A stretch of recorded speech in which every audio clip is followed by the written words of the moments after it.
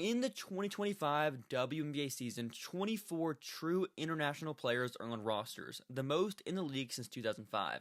Just last year in 24, only 14 were on rosters, and 2 years before that, that number was just at 8. That means in just half a decade, we've seen the number of international players nearly triple. And for clarity, I define a true international player as someone who didn't play college basketball in the US. The reason for this is it's much easier for teams to evaluate Satou Sabally at Oregon or Camille Cardozo at South Carolina. It takes way more effort and intentionality from a team building perspective to keep tabs on teenage prospects or older professional players in Spain, France, China, or even Russia who had a player drafted in 2025. If you've watched this channel for a while, you know about the value I put into spotlighting international prospects that should be on WNBA radars. This is not because I want to flex my quote-unquote ball knowledge for being early on a player or a prospect. One of the biggest things that motivated me to make content about the sport and continue to make content is that I noticed that so often in the past, fans just did not know who these international players were, why were they good. People knew Dominique Malunga could dunk, but why is she actually a top 5 prospect going number 2 in the draft? What are the reasons for that? You know, stuff like that. And with this in the conversation around international players, there's been this narrative for years from a selection of fans that drives me crazy. I've seen plenty of people say, why should my team draft this international player? They will never come to the W, and if they do, they won't prioritize it, they won't come over yearly. Yes, there has been cases in the past where a player was drafted and never came to the W out of their own choice. But that is just an overgeneralization. This is not the case for all international players.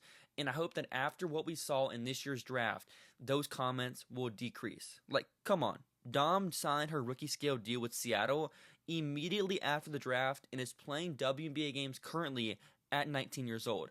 There's also Anastasia Alari-Kosu, who was drafted by Minnesota this year. Kosu just turned 20, is from Russia, and had never been to the US before May of this year.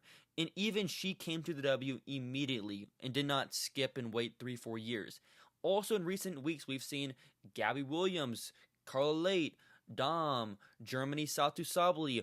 All of these players announced their decisions to sit out Eurobasket competition and stay in the W for the entire season. With all of that said, long intro today, but with this video, I want to run through some more statistics about the growth of international basketball in the WNBA, also the increased emphasis teams are putting on international scouting, why this is important to team building, and why I believe that the teams that are focusing on international scouting and diversifying their resources with scouting are going to be the best organizations moving forward as far as longevity and having consistent year-over-year success. I want to go in depth a little bit more about the value of the undrafted international free agency market. This is probably the most undervalued part of team building. Everybody knows college scouting. That's a huge part of team building, trades, free agency, even international scouting in the draft. In some order, depends on the team, those are the 4 most prioritized ways of building a roster. But when it comes to some international players that are late bloomers, they are only eligible one time for the draft. It's whenever they are 19 years old. Whenever college prospects, for example, are also eligible. When they are seniors, they can go back to school for their 5th season if they have eligibility.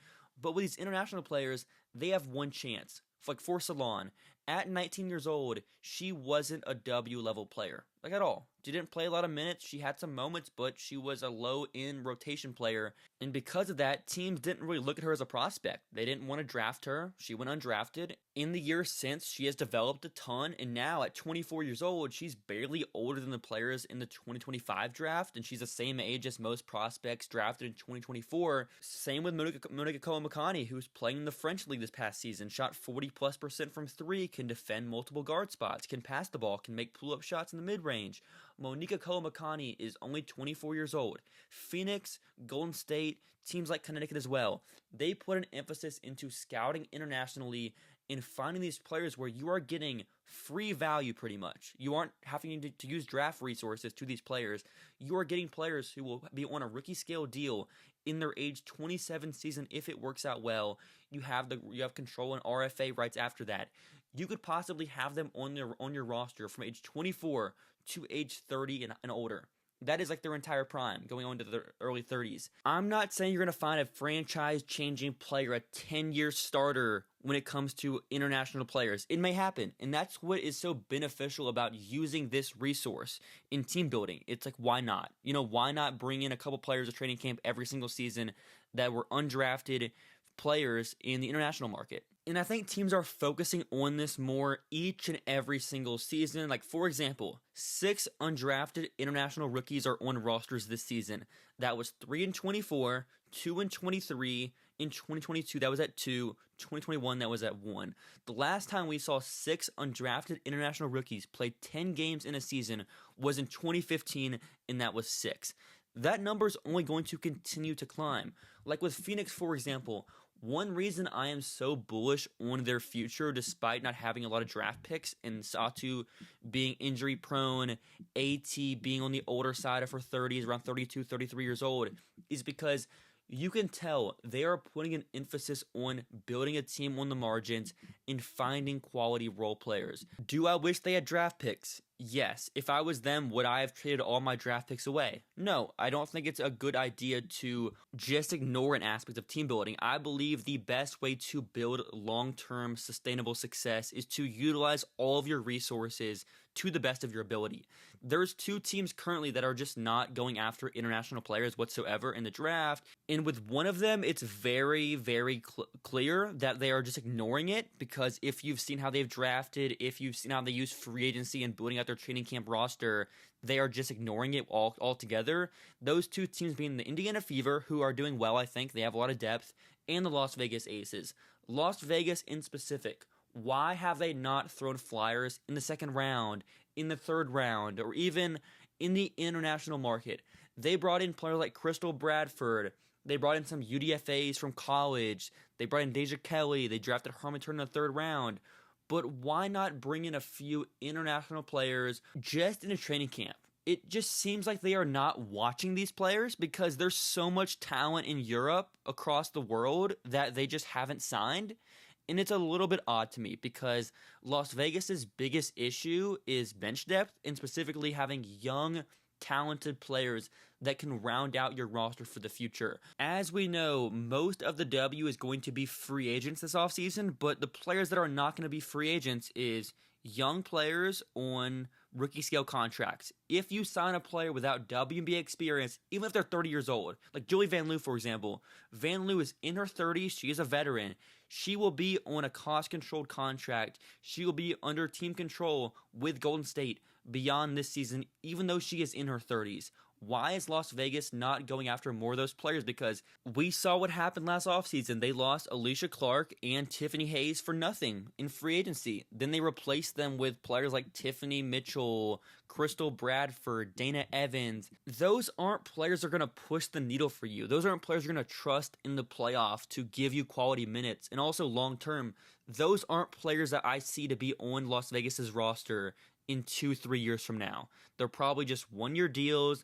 They're gone in 2026. Maybe they're back next season, but after that, I would be surprised if any of those names are on the team beyond the 2026 season. And for that, I just don't understand why some teams aren't taking more flyers and taking more high upside swings with their training camp contracts or their end of the bench spots. Why not, diversify your resources, scout the entire world, use every aspect of team building to the best of your ability to build a well-rounded infrastructure for your team.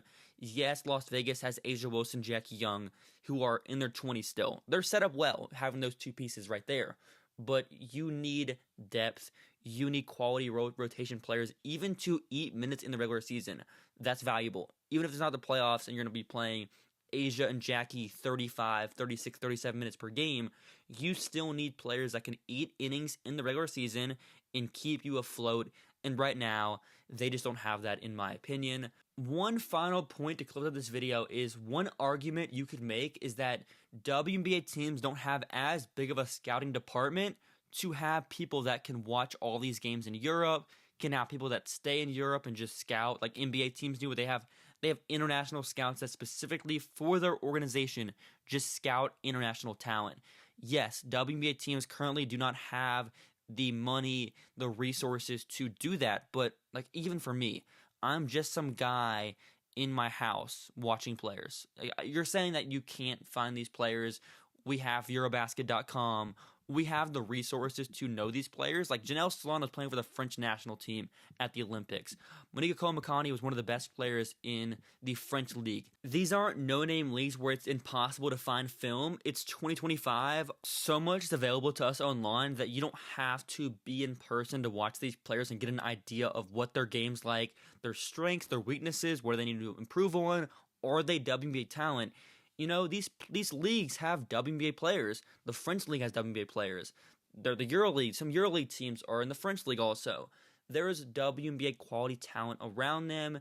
You don't have to go searching into random countries, be boots on the ground to find these players. It's not, that complex of a situation. But just to recap things, there has been major progress. There is more international players in the W this season than we've seen since 2005, and that is a very, very long time. The league is way different than what it was back then.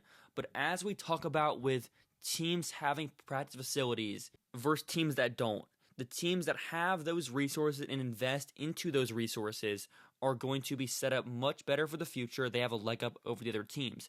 And the ones that don't invest into those resources will be a step behind.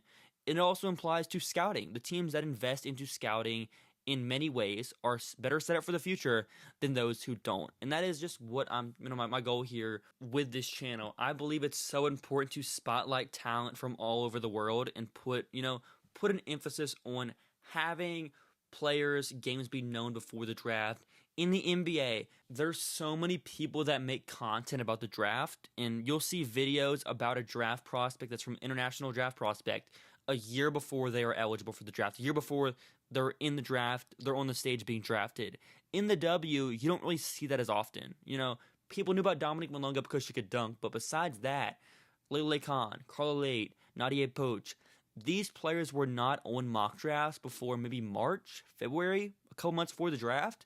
And that's just not the case with the NBA. And I believe that there should be that same spotlight on these W prospects and more in-depth coverage of these prospects, beyond just, this player is good. This player averaged X amount of points per game, X amount of rebounds. It goes beyond that. It's the lateral athleticism.